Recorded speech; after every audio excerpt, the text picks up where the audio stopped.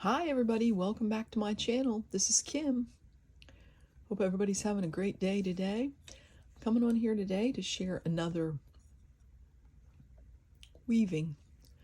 And this one is a little different, and I'm going to show you some different techniques.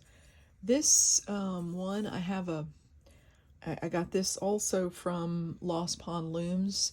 This is a Lost Pond loom that I'm weaving on. That other one was not from Lost Pond, but you can order one of these kind of neat, it's like a needle. And instead of using the sword, instead of using your sword to go through, you can use the needle and weave with. So I'll show you that. But if you are a new subscriber to my channel, I hope you'll give me a thumbs up, and I hope actually, really, I hope you'll subscribe and come back for more tutorials, all different kinds. I just felt like doing some weaving lately, and that's what we're going to do today. So what I've done is I've taken the sword and I've already put it through because I'm all the way at the top with this one, and I've used it like a shed, and then we'll just take the needle through like that, like a real big knit sewing needle, but it's for your weaving loom. I thought it was an excellent idea. I had never seen one until going over to Lost Pond Looms and shopping a few years back. Now, you see, let me pull this in a little closer for you. Okay. You see this here?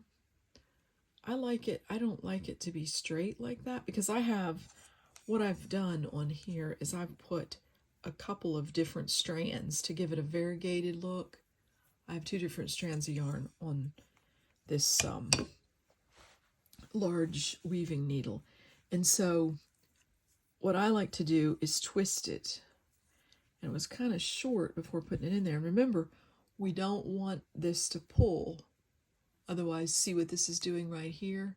It's pulling in. So we want it to be really nice and loose.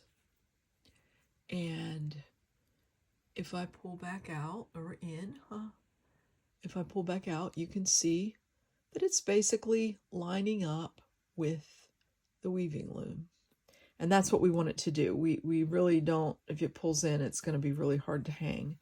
So I'll twist this, and it might be easier as I cut this off from the needle. As you can see, I'm to the end, and that's kind of how I planned the video. And then I'll just cut this off, and we'll put some more on while we're here together. And so then I will weave these through. But what I'll do is I like this to look twisted. I like this to be twisted so it gives it more of a variegated look, and it looks like it's more cohesive in just one piece of yarn. I mean, it doesn't matter if you can see the two pieces, but it looks better when it's twisted is the point I'm trying to get across. So then I'll just bring that down, and we'll leave that loose. So make sure I'm in frame here. This big lump here, this is some yarn that my daughter spun. She did hand spinning some years back. She hasn't done it for a while. She has 4 little children under 6 years old. So she's pretty busy with that. But before she had her children, she was doing hand spinning, and she hand spun some of my wool from my sheep. But this, I think she dyed this and then put the pretty sparkles. I'm not sure if you can see. Let's get a little closer. There we go. And then this one she even put, I don't know if I'm going to use these on here, but she put some of those little bells on there. I thought that was cute. And what I did is I weaved this through because This one is very different. As you can see, the other weaving that I'm doing is more straight, and this one is going to be have a not just a linear look to it, but I'm putting some spaces in and then weaving some other things in here. And I kind of wanted to show you the different fibers and that if you're not familiar. What I've used here is this, as I said, this is just a twisted, one of them's cotton, one of them, well, I think both of them are cotton actually, on the pink. And then this one, I'll use my handy pointer, this has, let's see if we can get a really good close-up of that, because that's such a cool piece of fiber. That has, I cannot think of the name of that. It's you people that, all the folks that do weaving, and it's a goat and a mohair curly.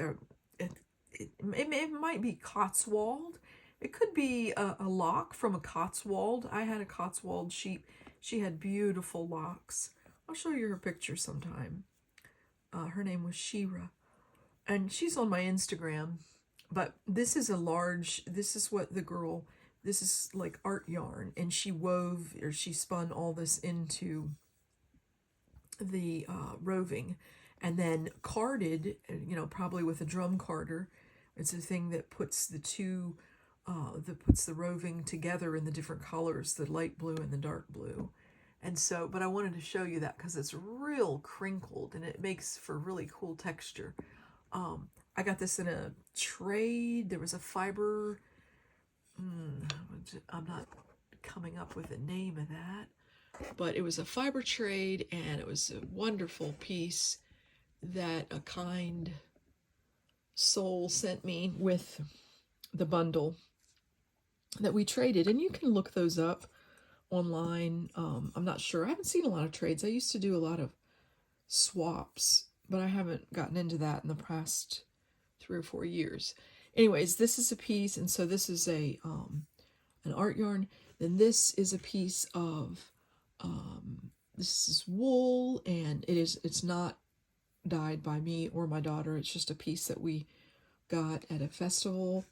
And then this is actually from, you can get this yarn, this white, it's like a blend of wool and I want to say alpaca.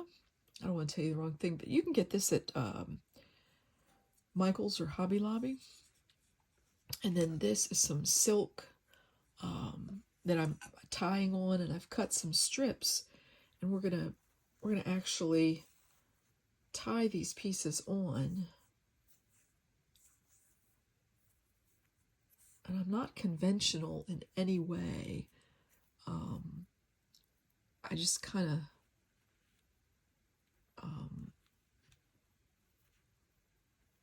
well, I was weaving when I was a young child. I really liked weaving, and the textural and the feel of the fibers and that. But then, since I've become an adult, I have taken an online course, and then I actually just like did a creative bug. There's one on there. A wonderful Australian artist does a course on that, 2 or 3 courses, and she has a great class. That was several years ago. I did that whenever they started.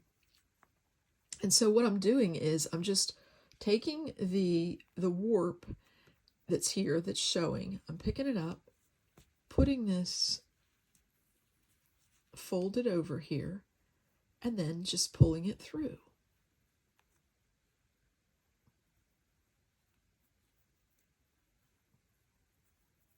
If my fingers will work, we'll move right along. They need to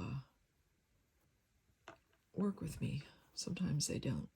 Okay, so we're doing some of that there, and I've got several of those to put on.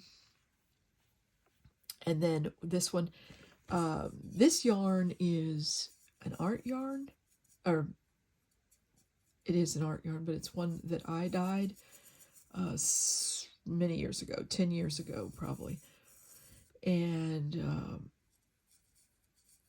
it's just done with dyes for protein. Now, you have to have, when you dye yarn, you have to have a certain dye for proteins, which are animal fibers, and then a certain dye for vegetable. If you do flax or you do cotton, you have to have a different dye for that. So just to kind of differentiate on that. And then this one was one, again, that I mixed together, like this one. And I put that color. And then here, that's that art yarn that Tara did. And we're going to weave that through. What I'm going to do as we come down the weaving is I'm going to take my scissors and take this and just kind of eyeball it right there. I have the thicker portion. I just want to fill in that little space there. So I'm just going to take it down to there and cut that off. Set that aside. And this, I'm just going to take it under and over. The same thing that we do with it on the needle or on the shuttle, however. It's always this basic, concept of under over. Maybe that's why I like weaving. It's so simple. Anything you're going to see on here on my channel is going to be pretty simple and straightforward. If you have any questions about it, you can always leave me a comment. I'm more than happy to share with you more details if you'd like more details, or even if you wanted me to do another video of a basic warping a loom and that kind of thing. So if you're interested in that, just leave me a comment. So now we have this much. We still have some left. So what I'm doing is, I think I might even make this a little, I'm pushing up my thinner yarns with my comb. I'm going to add a little more in there since I have it. I think I'll go under this one. And it's a little fiddly initially, but then you can straighten it all out. You're just telling the yarn what to do. And no animals were hurt in this process. That's what I love about wool. Like, you don't kill the animal to get the wool. You just shear it every spring, sometimes in the fall. And they're just the sweetest little creatures. They really are. I mean, a ram can be, our Duncan, as he got older, he got a little touchy, but, he would ram you if he could get a chance. He got protective of the girls, the ewes. But other than that, they're real sweet animals. Very timid. They have the eyes on the side of their head because they're prey. They're not predators. And so you do have to protect them. If you raise a flock of sheep or a few sheep, whatever, they do need to be in flocks too.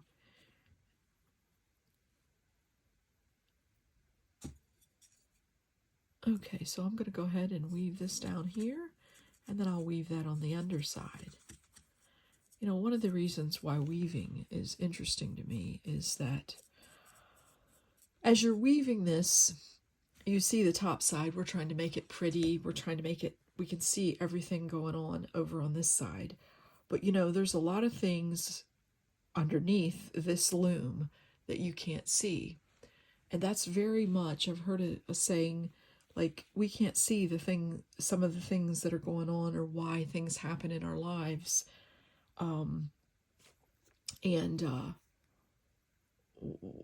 The reasons why. But when our life is over and we meet God, then, those things will be much more clear. I had a basal cell carcinoma removed on Friday, and it was a 1/2 inch circle that I let go. Or I'm not into pain at all. So, I'm not, and I'm also a sun bum. Like, I crave to be in the sun. Like, it just, a bright sunny day with no clouds, and or even a few clouds, like, I'm down for that. So I was always in the sun, and but I don't get why it's just on the specific place. It was only half an inch circle, and it was on the side. My scar is or the incision, it's not a scar yet, it's still healing. I just had it Friday, and I'm taping this on Sunday. So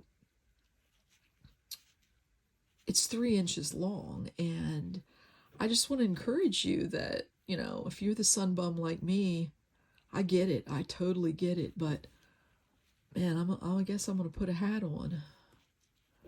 I was all in, you know. My kids have real light skin.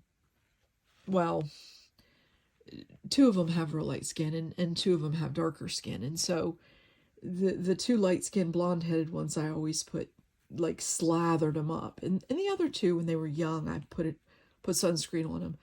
But my two older boys, or younger, the two youngest ones that have the darker skin, more like their dad, they, sun doesn't, they get really a nice tan. They get a beautiful tan. So we filled in this edge too.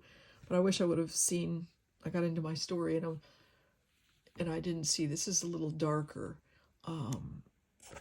See, this on this side is a little darker because it's variated.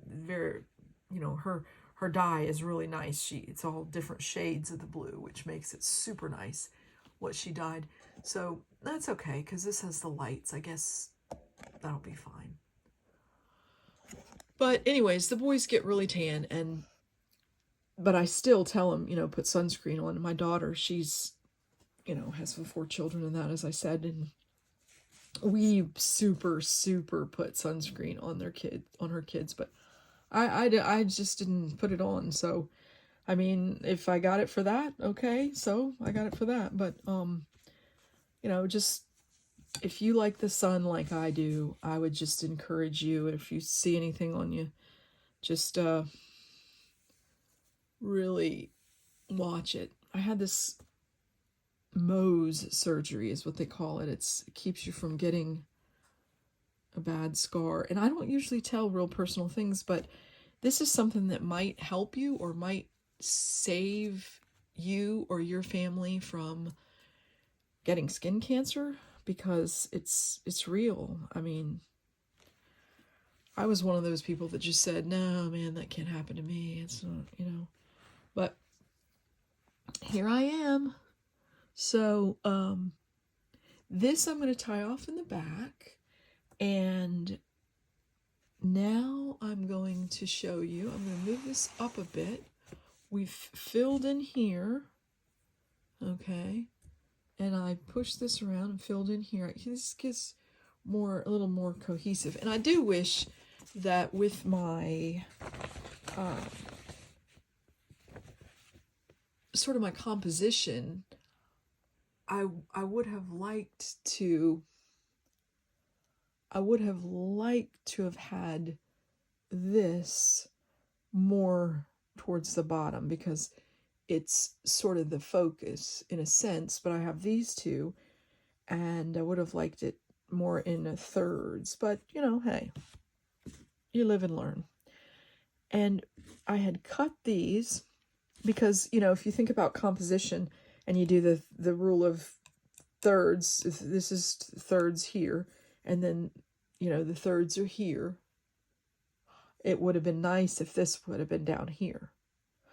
But, I'm not one to plan things out. I did cut these for the video because I was thinking that I would have these over here to bring some of this orange. I feel like I have just orange in one stripe, and I didn't want to do it like that. I like to put it in a couple places. So let's do that.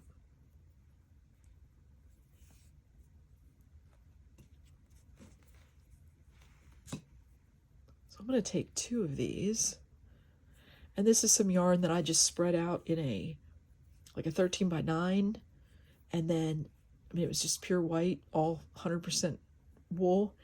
Spread it out in a 13 by 9 dish and wet it, put the dyes on it, and then baked it in the oven at real low temperature, not a high temperature. So we're going to do that over here.